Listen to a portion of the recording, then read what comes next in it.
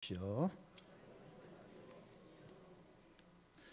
이 강철왕 카네기의 어린 시절은요 가난했습니다. 이 어느 날 카네기 엄마와 함께 시장을 갔는데 앵두가 너무 먹고 싶은 거예요. 앵두가 쌓여 있는 가게 앞에 갔죠. 하지만 너무 가난했기 때문에 엄마에게 앵두가 먹고 싶어요라고 말을 할 수가 없었습니다. 그냥 두 눈 꿀꿀 떨어지면서 이 앵두를 보고 있는데 가게 주인이 나옵니다. 이 아이가 너무 불쌍한 거예요. 그래서 아이에게 말을 하죠. 앵두가 먹고 싶니? 먹고 싶은 표정이잖아요. 네가 먹고 싶은 만큼 집어서 가라라고 얘기를 해요. 얼마나 좋겠습니까? 그런데 웬일인지 카네기는요 앵두를 집지 않습니다. 의아하게 여기는 주인이 또 얘기를 해요. 얘야, 내가 이 가게 주인이다. 망설이지 말고 네가 먹고 싶은 만큼 앵두를 가져가라. 그래도 카네기가요 앵두를 가지 않고 가만히 보고 있는 겁니다. 결국 가게 주인이요 보다 못해 자기가 직접 앵두를 집어서요 어린 카네기에게 건네줍니다. 집으로 돌아오는 길에 어머니가 카네기에게 궁금해서 물어봅니다. 카네기야, 왜 주인 아저씨가 앵두를 가져가려고 할 때는 안 가져가고 주인 아저씨가 집어주니까 앵두를 받았니? 그때 어린 카네기가 대답을 해요. 이런 대답을 합니다. 엄마, 내 손은 작지만 주인 아저씨 손은 크잖아요. 앵두를 많이 먹고 싶은 거죠. 여러분, 이런 어린 카네기에게 알맞는 말 하나가 있는데요. 무슨 말이냐? 될성 부를 나무는 떡잎부터 알아본다 라는 이야기가 있습니다. 여러분들이 어렸을 때 자녀들에게 품었던 마음이죠. 지금은 그냥 믿음 가운데 있는 마음. 크게 될 사람은 어릴 적부터 남다르다라는 말입니다. 성경에는요, 이 될성부르나무는 떡잎부터 알아본다에 알맞은 인물이 몇 명 있어요. 뭐 다니엘도 있고 다윗도 있고 사무엘도 있고 여러 명이 있죠. 그 중에서 한 인물이 본문에 언급된 예수님이십니다. 예수님의 어린 시절은 성경은 거의 기록하지는 않습니다. 본문이 예수님의 어린 시절을 조금 살펴볼 수 있는 부분이죠. 누가복음 2장 41절과 42절을 보시면요, 그의 부모가 해마다 6월절이 되면 예루살렘으로 가더니 예수께서 12살이 되었을 때 그들이 이 절기의 갈래를 따라 올라가다가, 유대인들은요 지켜야 될 몇 가지 행동들이 있습니다. 태어나면요 8일 만에 현대 포경술과 같은 할례를 받게 되어 있습니다. 그리고 태어난 지 40일이 되면요 아이를 성전에 데려가 이 아이는 하나님께 바칩니다 라는 예식을 드립니다. 그게 결례라고 불리게 돼요. 그리고 12살이 지날 때쯤이면요 유대인들은 성인이 됩니다. 성인으로 인정을 해줍니다. 이때부터는 자기 힘으로 율법을 지키고 자기 인생을 책임지게 되어 있죠. 그리고 이때부터 예루살렘 근방 32km에 사는 사람들은요 대부분 유대인들은 6월절이 되면 예루살렘에 가서 6월절 절기를 지키고 제사를 드려야 됩니다. 누가복음 2장 41절에 예수님의 부모들도 해마다 6월절을 지키고 있었죠. 42절에 보면 예수님이 이제 12살이 되셨고 예수님도 갈래에 따라서 부모와 함께 예루살렘에 올라가 절기를 지키고 제사를 드려야 됐죠. 문제가 생겼습니다. 43절과 44절에 보면요 절기는 잘 지켰는데 돌아오보니 예수님이 안 보이는 겁니다. 부모가 아이 예수를 잃어버린 거죠. 더 큰 문제는 이 아들을 잃어버린 시점을 깨달은 건데요, 깨달은 시간이 언제냐면 44절을 보시면 누가는 44절에 이런 표현을 하죠. 한 길을 간 후에, 내 아들이 없어졌다 당장 깨달은 게 아니라 하루길을 간 후에 깨달았다는 겁니다. 여러분, 아이를 잃어보셨나요? 자녀 잃어버린 적이 있습니까? 저는 있습니다. 지금도 두고두고 저희 집사람한테 가끔씩 혼나는데요, 아이를 잃어버린 적이 있습니다. 저는 어린이날 이렇게 잔치 같은 데 갔다가 나는 분명히 내 아들한테 여기 있으라고 얘기했는데 아들은 아니래요. 잃어버렸죠. 근데 잃어버렸는데 10분 10분 정도 잃어버렸습니다. 10분. 야, 10분 잃어버릴 때도 여러 가지 생각이 왔다 갔다 하잖아요. 아이가 핸드폰을 갖고 있는 것도 아니고 너무 마음이 아프고 힘든 시간이죠. 근데 성경을 보시면요, 예수님이 잃어버린 부모의 시간이요, 1시간, 2시간이 아닙니다. 하루가 다 지나고 나서야 아들이 없어졌다 생각이 났다고 합니다. 부모가 참 무관심하죠. 좀 매정하지 않습니까? 그렇게 생각할 수 있지만 당시의 상황을 보면요, 부모를 좀 이해할 수가 있습니다. 44절인데요. 44절에 동행 중에 있는 줄로 생각하고 라는 표현이 있죠. 부모는요, 실제로 예수님이 자기와 함께 아들이 집으로 돌아오고 있다는 것을 생각하고 있었습니다. 왜냐하면 당시 6월절 절기의 축제는요, 하루 만에 끝나지는 않습니다. 6월절부터 계산하여 8일 정도 이루어지는 축제죠. 유대교 종교법은요, 최소한 이틀은 예루살렘에 머물도록 규정하고 있습니다. 그래서 각자 편리한 시간에 예루살렘에 올라가기도 하고 내려오기도 하죠. 축제 기간 동안요, 예루살렘 올라가기는 당연히 복잡합니다. 엄청난 인파가 몰리게 되죠. 절기를 마치고 돌아갈 때는요, 혼자 우리 가족만 내려가지는 않습니다. 그 동네 사람들이 다 같이 움직이는 거예요. 보통 여자들과 아이들은 행렬의 앞에 가고 그 남자 어른들 그리고 조금 큰 아이들은 행렬 뒤에 따라옵니다. 게다가 예수님의 나이가 12살입니다. 12살. 12살의 성년으로 인정받습니다. 이 나이가요, 성경 기록되지 않지만 요즘에 12살 아이들을 생각하시면 됩니다. 애매한 날이에요. 부모와 함께 가기도 그렇고 친척과 자기 아이들과 함께 가겠다 하는 그런 나이입니다. 큰 군중이 움직이는 까닭에 이 갈래상 대부분 이 집에 돌아가는 부모는요, 예수가 다른 아이들과 함께 오고 있겠구나, 수많은 갈릴리 사람들 속에 내 아들 예수도 있다라고 그냥 안심을 하고 왔던 겁니다. 해가지고 목적지에 도착하고 식구들을 만나보니까 근데 왠지 아들이 보이지 않는 거예요. 친족들에게 물어보죠. 아무도 본 자가 없습니다. 여러분, 아이를 잊어버리면 어떻게 해야 됩니까? 찾아야죠. 찾으면 어떻게 합니까? 대부분 헤어진 곳으로 다시 찾으러 갑니다. 45절을 보십시오. 부모도요, 만나지 못하며 찾으러 헤어진 곳 예루살렘으로 다시 돌아갑니다. 46절에 아들을 만나는데 만난 시점이 사흘 후입니다. 하루길을 내려왔기 때문에 하루 지나고 다시 거슬러 갔으니까 하루 또 지나죠. 이틀 지나고 도착하니까 늦으니까 하룻밤을 자고 성전으로 간 겁니다.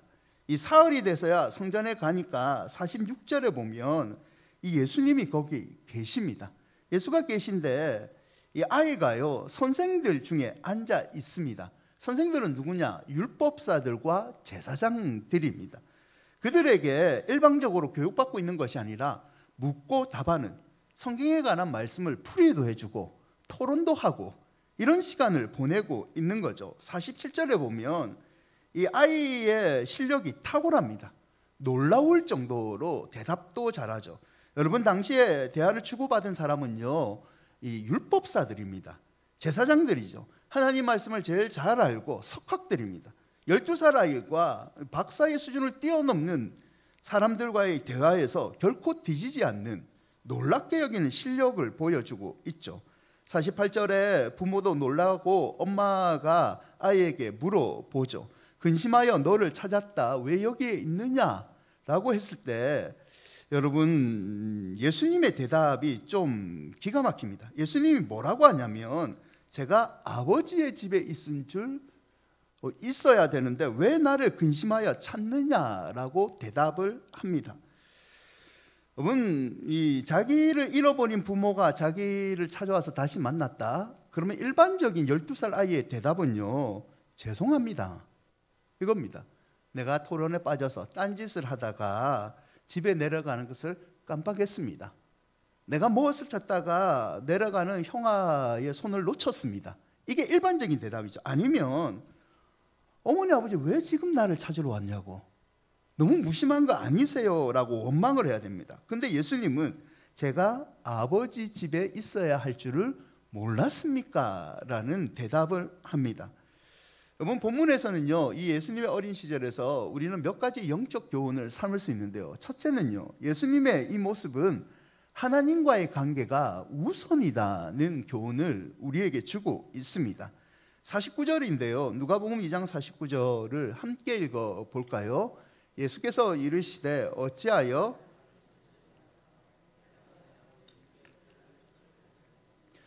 49절에서 중요한 것은 아버지 집이죠. 이 아버지 집에 대한 해석입니다. 원어로 보면요, 집이란 단어는 없습니다. 그냥 간사 하나만 나와 있어요. 직역하면 내 아버지의 것들에 있어야 할 줄을이라고 번역할 수 있습니다. 그래서 49절에 관해서는요, 여러 가지 해석이 있는데 크게 두 가지 해석으로 요약할 수 있습니다. 하나는 아버지의 집이라고 해석하지 않고 내 아버지의 일들에 내가 종사하고 있는 것을 이라고 해석을 합니다. 또 다른 해석은요, 요세푸스의 책에 이 불분명한 간사를 집으로 해석합니다. 우리 번역은 이 요세푸스의 번역을 따라가는데요, 이 해석을 지지해서 아버지의 집으로 번역하고 있죠. 두 해석의 공통점은요, 예수님은 자신이 지금 누구의 아들임을 밝히고 있습니까? 아버지. 그러면 아버지의 집 성전, 그럼 아버지는 누굽니까? 하나님입니다. 하나님. 예수님 자신이 요셉의 아들이 아니라 하나님이 내 아버지인 것을 밝히고 있는 거죠. 여러분, 예수님은요, 육신적으로 아브라함과 다윗의 후손으로 마리아의 몸을 빌려서 이 땅에 오셨습니다. 그거는 사실이죠. 하지만 그렇다고 해서 그분이 하나님의 아들이 아닌 것은 아닙니다. 예수님은 이 땅에 인간의 몸으로 태어나셨지만 그분은 분명한 하나님의 아들이십니다. 아멘. 여러분, 본문에서 예수님은 이런 자신의 정체성을 지금 고백하고 드러내고 있는 겁니다. 하나님은 나의 아버지시고 나는 그분의 아들입니다. 그래서 내가 아버지의 집에 아버지의 일을 하고 있는 것이 당연하지 않습니까? 라고 얘기를 하는 거죠. 예수께서는요, 지금 하나님과의 관계가 부모의 관계보다 어떤 세상 일보다 중요하다는 것을 보여주고 있는 겁니다. 누가복음 2장 49절에 내가 내 아버지 집에 있어야 될 줄을 알지 못하셨나이까? 12살밖에 되지 않았지만요, 예수님은 하나님에게 최우선적 마음을 두는 게 하나님 자녀의 모습이다는 것을 가르쳐주고 있는 거죠. 시편 84편 10절과 12절에 이런 말씀이 있는데요, 함께 고백해 볼까요? 주의 궁전에서의 한날이 다른 곳에서의 첫날보다 나은즉 악인의 장막에 사는 것보다 내 하나님의 성전 문지기로 있는 것이 좋사오니 여호와 하나님은 해요 방패이시라. 여호와께서 은혜와 영화를 주시며 정직하게 행하는 자에게 좋은 것을 아끼지 아니하실 것이니이다. 만군의 여호와여, 주께 의지하는 자는 복이 있나이다. 아멘. 사랑하는 여러분, 하나님께서 올해 여러분의 해와 방패가 되어 주시기를 축원드립니다. 그러기 위해서는요, 우리가 한 가지 믿음의 태도를 가져야 되는데, 신이 고백했던 악인의 장막에 사는 것보다 내 하나님의 성전 문지기로 사는 것, 내가 하나님을 의지하는 것, 어떤 관계보다 하나님의 사람은요, 하나님과의 관계가 최우선이 되어야 합니다. 아모스 5장 4절을 보면요, 여호와께서 이스라엘 족속에게 이와 같이 말씀하시길 너희는 누구를 찾으라고 얘기합니까? 나 하나님을 찾으라. 그리하면 너희가 산다라고 얘기를 합니다. 하나님을 최우선으로 찾아야 성도가 살 수 있는 것을 아모스 선지자는 선포하죠. 5절을 보시면요, 베델도 찾지 말고 길갈도 가지 말며 브엘세바도 종교적인 중심지입니다. 너희가 예배드리는 것, 예배 장소, 신령한 곳에서 기도하는 것 중요하지만 그거보다 더 중요한 것은 하나님을 최우선으로 찾는 너희의 마음이다는 것을 얘기하죠. 6절에요, 이런 말씀인데 너희는 여호와를 찾으라. 그리하면 살리라. 성도가 살 길은 결국 하나님을 찾는 방법 외에는 없고 하나님을 찾지 않으면 심판을 받을 수밖에 없다는 무서운 말이죠. 사랑하는 여러분, 다른 것은요, 우리를 살리지 못합니다. 오직 여호와 하나님이 우리의 살 길이라는 것을 기억하시기를 바랍니다. 아모스 5장 4절을 공동 번역으로 보시면 나 야훼가 이스라엘 가문에게 선고한다. 살고 싶으냐? 나를 찾아오너라. 여러분, 올 한 해 어떤 경우에도 하나님을 최우선적으로 찾으시기를 축원드립니다. 여러분, 힘들 때만 하나님을 급하게 찾지 마십시오. 형통할 때에도 최우선적으로 하나님께 달려가서 하나님 감사합니다, 이 찬양을 올려드리는 믿음의 길을 걸어가십시오. 시편 70편 4절과 5절인데요. 함께 읽어볼까요? 주를 찾는 모든 자들이 주로 말미암아 기뻐하고 즐거워하게 하시며 주의 구원을 사랑하는 자들이 항상 말하기를 하나님은 위대하시다 하게 하소서. 나는 가난하고 궁핍하오니 하나님이여 속히 내게 임하소서. 주는 나의 도움이시오 나를 건지시니시오니 여호와여 지체하지 마소서. 항상 말하기를 하나님은 위대하시다. 사랑하는 여러분, 하나님을 최우선으로 찾음으로 하나님께서 주시는 복을 항상 누리시기를 축원드립니다. 예수님의 어린 시절을 통하여 우리가 배울 수 있는 두 번째 교훈은요, 일상에서 순종하라는 교훈입니다. 2장 51절을 보면요, 예수님은 부모와 함께 고향 나사렛으로 돌아옵니다. 돌아와서 하신 행동을 누가는요, 순종하여 받으시더라 라는 이 단어로 표현을 합니다. 예수님은요, 예루살렘에서 하나님은 내 아버지고 나는 그분의 아들이고 내가 아버지의 집에 있을 줄 몰라 찾으셨습니까? 하나님과의 관계를 우선적으로 드러냈습니다. 이런 고백을 했다고 예수님이 부모를 따라서 나사렛으로 가지 않고 성전에 계속 머무셔서 성경 말씀을 연구하고 선포하는 일만 하지는 않았습니다. 예수님은요, 부모를 따라서 고향으로 돌아오고 부모를 순종했죠. 이 말은요, 일상에서 부모를 섬기는 것에 소홀히 하지 않았다는 것을 보여줍니다. 여러분, 하나님을 안다, 믿음이 있다는 것은요, 반드시 순종으로 나타나야 됩니다. 순종이라는 것은 내가 하나님의 말씀을 따른다, 이 의미도 있지만 내 믿음을 삶 가운데 작은 것에서부터 큰 것까지 드러낸다는 의미도 있죠. 하나님을 안다고 하면서 남편을 무시하고 아내를 멸시하면요, 그건 하나님 아는 게 아니죠. 하나님을 안다고 하면서 부모를 섬기지 않는 거, 그건 하나님을 모르는 겁니다. 하나님을 아는 만큼 성경은 순종하라, 하나님이 네게 붙여주신 사람들에게 순종, 섬겨라, 이웃을 사랑하라 라고 강조하죠. 또한 순종이라는 것은요, 성경은요, 일상에서 이루어진다고 늘 강조를 합니다. 큰 것, 큰 일이 생길 때 내가 믿음의 결단을, 사생결단을 하겠습니다, 이 순종도 중요하지만 성경에서는요, 큰 일뿐만 아니라 매일의 삶 가운데도 순종하는 것이 중요하다라고 강조하고 있습니다. 예수께서는요, 일상에서 순종하는 믿음의 교훈을 오늘 우리에게 보여주고 있는 거죠. 전도서 3장 1절을 보면요, 범사에 기한이 있다, 천하만사가 때가 있다는 말이 있습니다. 범사, 삶의 모든 영역을 하나님이 다스리고 있다는 뜻입니다. 욥기 14장 5절에도요, 그의 날을 정하셨고 그의 달수도 주께 있다고 합니다. 매일의 삶은요, 하나님의 주권, 하나님의 두 손에 달려 있다는 표현이죠. 11절에는요, 때를 따라 아름답게 하셨고 하나님의 섭리는 모든 일, 모든 시간 가운데 크고 작음과 상관없이 모든 것에서 하나님은 섭리하시는 분임을 얘기하고 있습니다. 게다가 11절 끝에 보면요, 하나님이 하시는 일의 시종을 사람이 측량할 수 없다라는 거죠. 하나님께서 때를 정하기 때문에 언제 하나님께서 나를 사용하는지, 하나님께서 언제 복을 주시는지 내가 알 수 없다는 겁니다. 그거는 하나님께 있다는 겁니다. 여러분, 하나님이 여러분의 매 순간을 다스리심을 믿으십니까? 하나님의 섭리를 내가 은혜로 얻기 원하십니까? 여러분, 이걸 원한다면요, 믿는다면 일상에서 순종해야 됩니다. 일상에서 하나님을 경외하는 믿음을 보여야 됩니다. 여러분, 우리의 앞날은요, 하나님의 손에 달려 있습니다. 이 사실을 인정하고 불평하지 마시고 주어진 매일의 시간 속에서 감사하며 순종하는 여러분이 되시기를 축원드립니다. 시편 34편 1절인데요, 함께 고백해 볼까요? 내가 여호와를, 여러분이 알다시피 다윗은 하나님께 쓰임받은 사람입니다.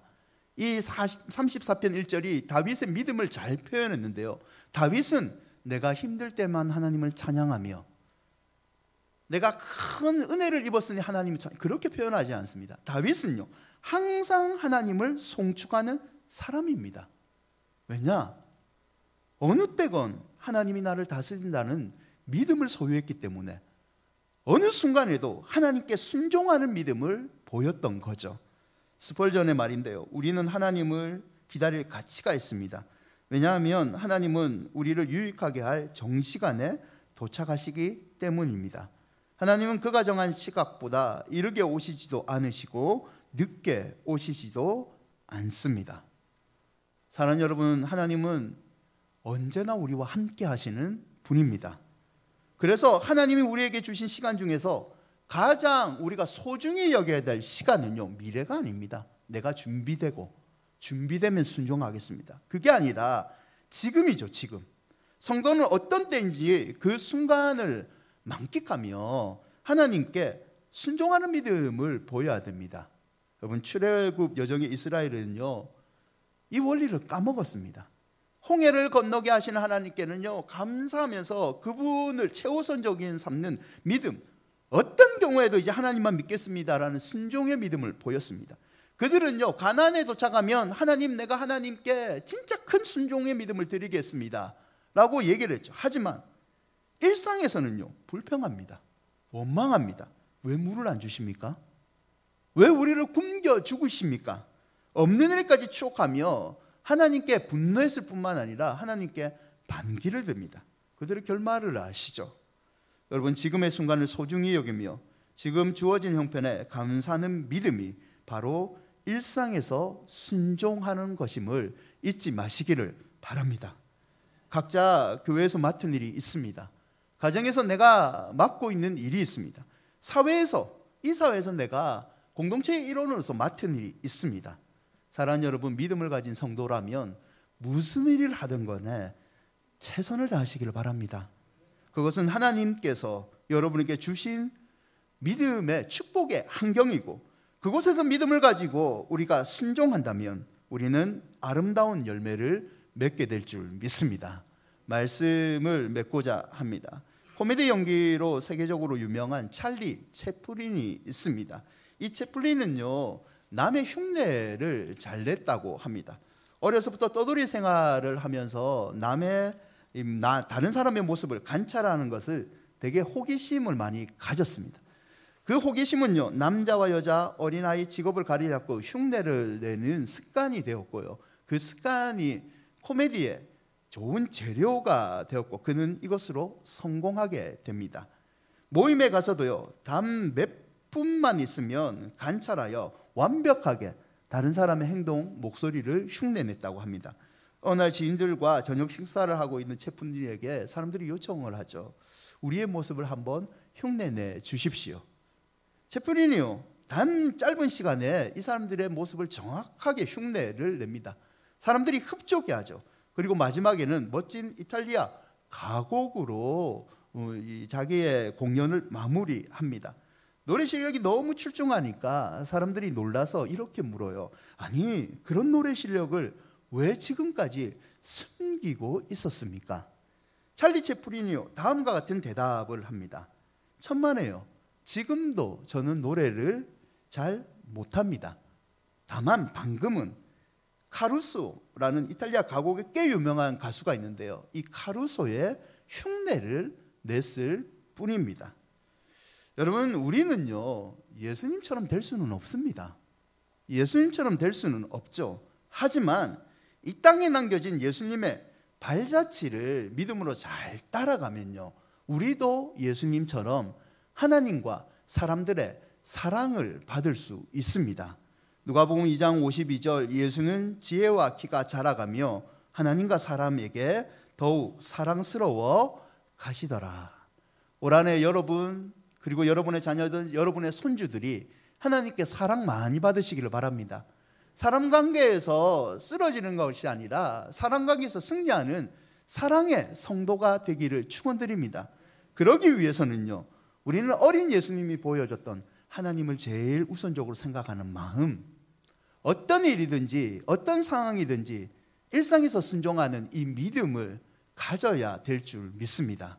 아무쪼록 하나님을 제일 사랑하시고 일상에서 순종하는 믿음을 보임으로 올 한해 여러분의 삶이 진짜 믿음으로 승리하는 한 해가 되시기를 주의 이름으로 축원드립니다.